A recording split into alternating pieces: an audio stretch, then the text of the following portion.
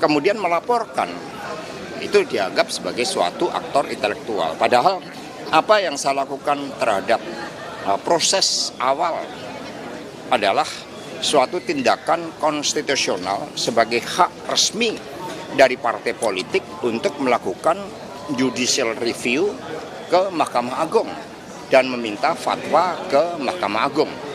Ini adalah suatu tindakan organisatoris. Siapapun, sama ketika Pak Arief tadi menerima sprindidik dari pimpinan, maka sprindidik itu adalah bukan orang per orang, tetapi atas nama lembaga KPK. Sehingga bukan berarti yang mengeluarkan sprindidik lalu dianggap sebagai aktor intelektual.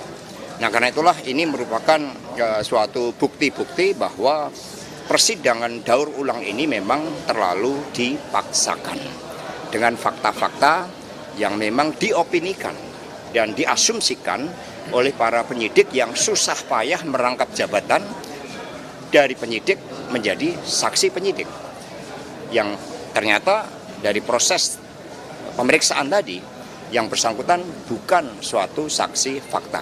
Ini dari saya, terima kasih. Selanjutnya akan dilanjutkan oleh tim hukum. Oke. Terima kasih teman-teman.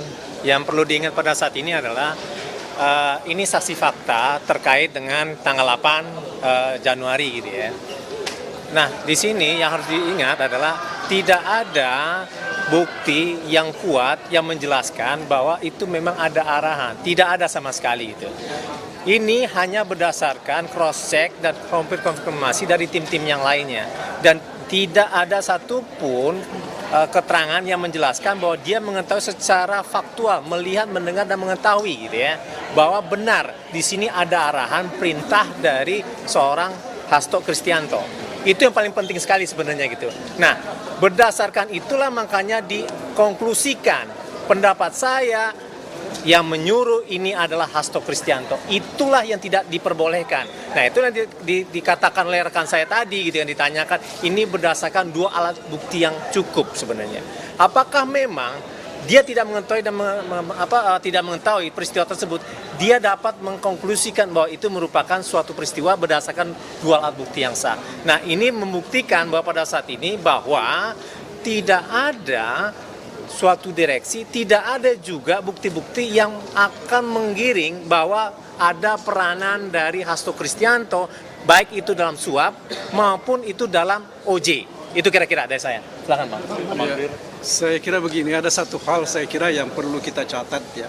Keterangan saksi ini tadi mengenai pertemuan Hasan dengan Harun Masiku dikatakan di Hotel Sofyan dekat dengan SPBU. SPBU itu yang saya tahu, SPBU Shell itu di Jalan Gondang Dia. Ya. Sementara Hotel Sofyan itu berada di, saya nggak tahu apakah itu Jalan Cut Nyadin, ya, atau Cut Mutia. Nah, ini jaraknya itu kira-kira 1 kilometer. Dari sisi ini saja, analisis yang mereka lakukan pasti sudah meleset. Itu yang pertama. Kemudian kedua, dari berita yang dibuat oleh Kompas, ya, pada hari itu, pada tanggal 8 Januari itu, Mas Hasto itu sedang berada di Kompas sampai pukul 19.40, ya, saya kira dari siang. Nah, sementara tadi dikatakan bahwa sekitar 19.40-an atau kurang dari itu, dia berada di PT IKA. Ini kan jauh sekali antara PT IKA, lingkungan PT IKA dengan Kompas. Ya.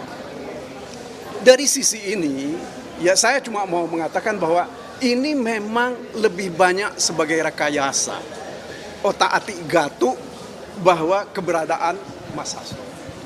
Nanti tentu kami akan tanya banyak hal ya. Saya nggak tahu nanti pasti kita akan tanya bagaimana mereka membuat keterangan-keterangan di hadapannya penyidik. Antara saksi satu, titik komanya sama dengan saksi yang lain. Termasuk saksi ini tadi. Ya, dengan beberapa orang saksi yang lain.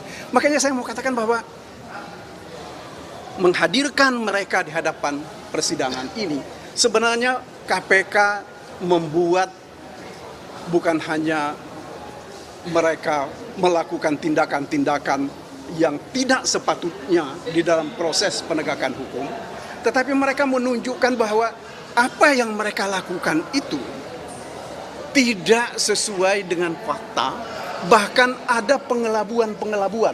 Menurut hemat saya ini sesuatu yang seharusnya tidak terjadi pada lembaga penegak hukum yang dianggap oleh banyak orang kredibel. Bagaimana bisa antara satu saksi dengan saksi yang lain diperiksa dalam waktu berbeda, ya, jawabannya itu adalah sama sampai titik koma. Artinya apa? Ini adalah orkestrasi yang dibuat oleh KPK di dalam menggiring opini, ya, termasuk opini hakim tentang perkara ini. Ya. Saya kira ini nanti akan di dalam persidangan itu yang akan kami tanya kepada saksi ini. Yang terakhir saya kira dari saya adalah mengenai soal keberadaan para saksi ini yang berada di PT IKA. Kan dari minggu kemarin pun kita tanya kepada Saudara Rosa, orang-orang yang dikatakan ya menahan mereka atau membawa mereka ke tempat ruangan di gedung PT IKA itu kan tidak pernah ditanya mengenai persoalan ini. Ya. Mereka hanya menyatakan bahwa mereka sudah cukup berdasarkan bukti-bukti rekaman dan petunjuk-petunjuk yang lain yang kita nggak tahu seperti saya sampaikan tadi. Ini jarak antara orang-orang di PT IKA dengan Mas Hasto terutama di PT IKA dengan keberadaan dia sesungguhnya ini kan terlalu jauh. Ya. Kemudian yang terakhir saya kira ya ini yang kita tidak pernah ditunjukkan, diperdengarkan kepada kita keterangan mereka. Bahwa percakapan awal antara penyelidik itu dengan pihak atau petugas dari PT IKA. Apa sesungguhnya yang terjadi? Ya. Saya berharap nanti kita akan coba tanya, kita akan dengar keterangan dari Saudara Arif ini. Sementara kalau kemarin saya tanya kepada Saudara Rosa, dia tidak berada di tempat itu. Ya. Karena saudara-saudara, lembaga PT IKA itu adalah lembaga pendidikan, lembaga negara yang sangat terhormat. Ya. Tiba-tiba ada orang masuk ke situ tanpa tanpa bu, ya. Kan mereka katakan, misalnya tadi dikatakan bahwa yang untuk umum public area itu kan adalah di masjid. Mereka datang ke masjid. Ya. Tetapi kenapa tidak mereka dari awal minta izin kepada pimpinan PT IKA bahwa mereka ini hendak menjalankan tugas melakukan penangkapan terhadap orang yang diduga berada di situ. Bukan dengan cara seperti ini. Ini kan bukan warung Tegal gitu loh. Kalau warung Tegal siapa aja boleh masuk, boleh datang pesan makanan. Ya. Ini lembaga pendidikan yang sangat terhormat untuk mendidik perwira-perwira polisi ya, yang dilecehkan begitu saja. Jadi saya kira menurut hemat saya sangat wajar kalau orang-orang yang berkepentingan, terutama orang-orang PT IKA ketika itu mempersoalkan keberadaan mereka itu ada di situ untuk apa. Ya. Jadi kita harus lihat secara baik bahwa misalnya mereka diperiksa, ditanya, termasuk diantaranya tes urin. Ya, menurut hemat saya itu hal yang wajar-wajar saja, bukan satu kejahatan itu. Kalau mereka tidak ditanya, tidak diperiksa dan tidak diapa-apain, nah itu mereka bisa salah. Ya.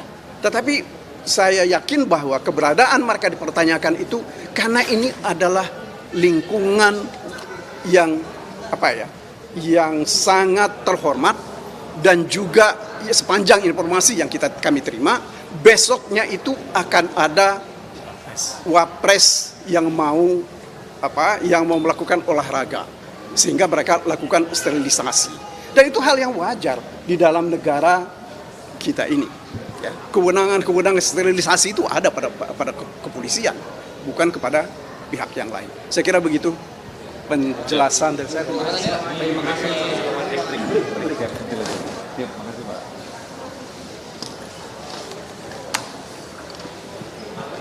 Kembongan gue berat banget lagi.